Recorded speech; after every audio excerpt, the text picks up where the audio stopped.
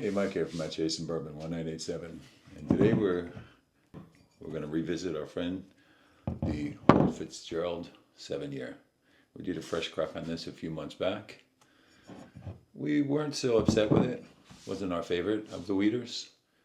Okay, so we gave this a few months to open up, see our thoughts, see if it changed from our fresh crack we did on this. If I remember, we didn't grab a lot of fruit, a little bit of oak, just more or less some sweetness and a little spice. Wasn't one of our favorite weeders we ever drank, but it definitely wasn't one of our worst. And for the MSRP of around $60, I think we gave this a recommend. Let's give it a name. So, nice sweetness. Maybe we're picking up a little fruit now. Maybe a little peach. Definitely not a red fruit. Let's give it a taste.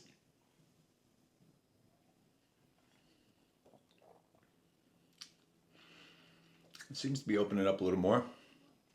Drink's nice and soft. If not mentioned, it's a bottle and bond, so it is coming in at 100 proof with a 7-year age statement.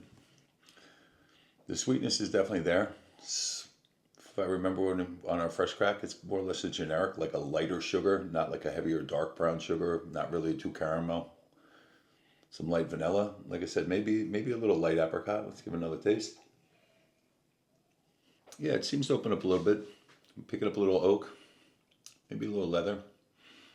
For a 7-year, 100 proof, the finish is nice. It's got a nice mouthfeel to it.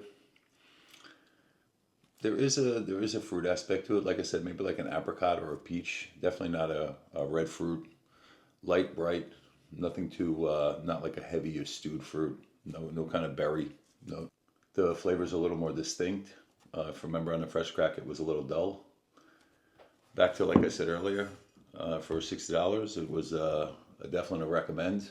When it first came out, a lot of stores were thinking this was going to be the next great bottle to chase, and were marking it up well over $150, and they sat on the shelves and didn't really move. And on the finish, there's a little bit of oak, so maybe a tea note on there, and that generic sweetness, that more or less that white sugar that stayed with you from palate, it just stays right through the finish. Like I said, for 100 proof, it's got a 7-year, a nice finish.